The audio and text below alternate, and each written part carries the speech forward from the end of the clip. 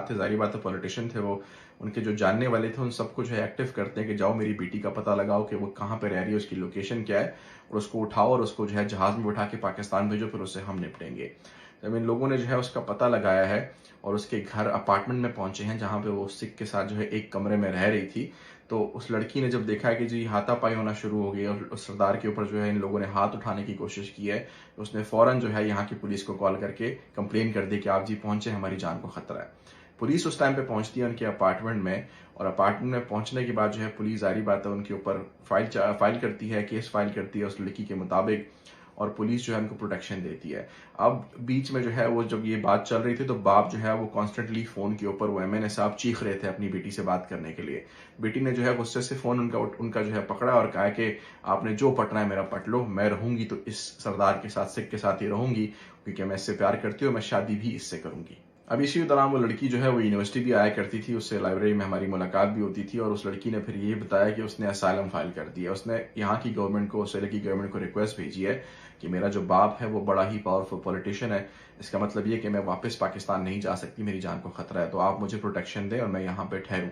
यहाँ की हुकूमत ने उसका असाइलम केस प्रोसेस करना शुरू कर दिया, और साथ ही जो यूनिवर्सिटी की जो फीस थी जो उसका बाप पे कर रहा था, ऑलमोस्ट जो है वो 2 साल उसने गुजार लिए थे,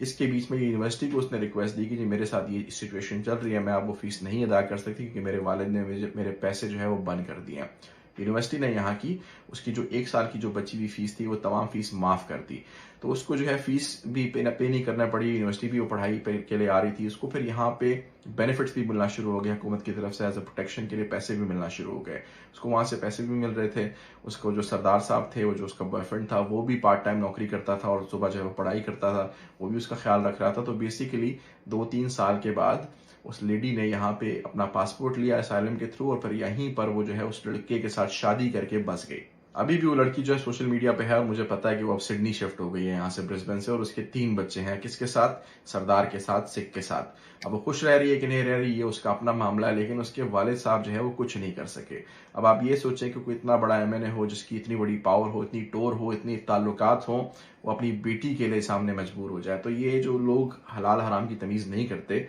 आखिर में इनके साथ कुछ इसी तरह से होता है। अभी भी अगर आप गूगल करेंगे कि 2011 में कौन से एमएनए एक्टिव थे, कौन से एमएनए जो है वो सेनेट में हुआ करते थे या पार्लियामेंट में, मुझे इतना ज्यादा पता नहीं है कि पॉलिटिक्स क्या इन्वॉल्व होती है और किसकी बेटी जो है वो ऑस्ट्रेलिया आई थी पढ़ने के लिए, तो आपको खुद अंदाजा हो जाएगा। लेकिन ये उन तमाम लोगों के लिए मैसेज है कि अगर आप लोग इसी तरह की हरकतें करेंगे, हलाल हराम का तमीज नहीं करेंगे, तो आखिर में फिर इसी तरह की मजबूरी सिचुएशन में आप फंसोगे कि आपकी अपनी बेटी जो है वो आपको दिन में तारे दिखाएगी, किसी सरदार के साथ भाग जाएगी।